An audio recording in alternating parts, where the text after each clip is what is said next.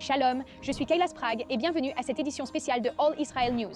Aujourd'hui, nous célébrons Tu B'Shvat, le nouvel an des arbres, qui revêt une signification profonde cette année alors qu'Israël fait face à l'un de ses plus grands défis écologiques de l'histoire récente. La fête de Tu B'Shvat, qui commence ce soir au coucher du soleil, a été établie par les sages juifs pour marquer le début du cycle agricole pour les dîmes bibliques. Au fil des siècles, elle est devenue une célébration significative de la nature et de la gestion environnementale ici, dans l'Israël moderne. Cette année, Tu B'Shvat arrive à un moment crucial, alors qu'Israël doit relever le défi de réhabiliter de vastes zones de forêts endommagées dans ce conflit en cours.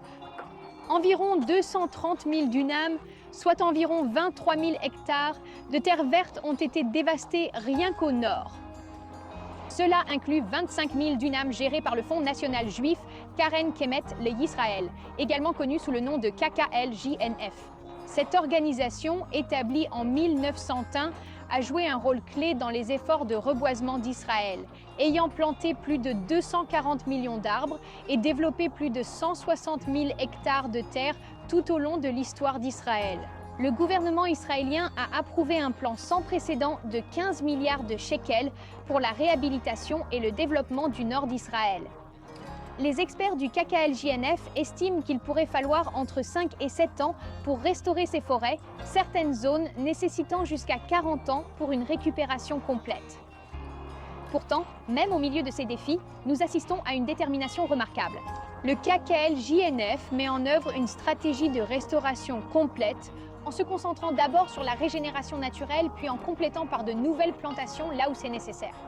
Ils cartographient soigneusement les zones endommagées, enlèvent les arbres dangereux et font face aux défis complexes des munitions non explosées. Nous voyons déjà des signes d'espoir.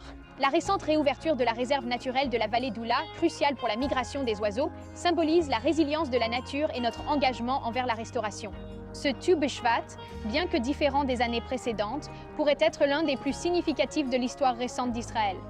Les coutumes traditionnelles de la fête, planter des arbres et manger les fruits de la terre, prennent une signification plus profonde cette année. Les écoles à travers le pays utilisent ce jour pour éduquer les enfants sur la conservation de l'environnement et notre responsabilité de nourrir, protéger et apprécier la nature.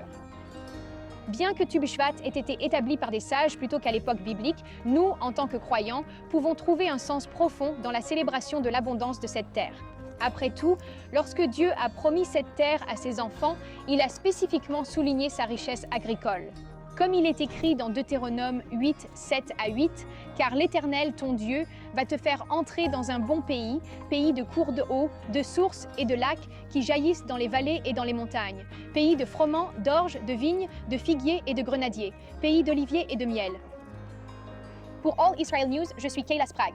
Pour en savoir plus sur les efforts de réhabilitation écologique d'Israël et d'autres contenus liés à Israël, veuillez vous abonner à cette chaîne et nous suivre sur allisrael.com.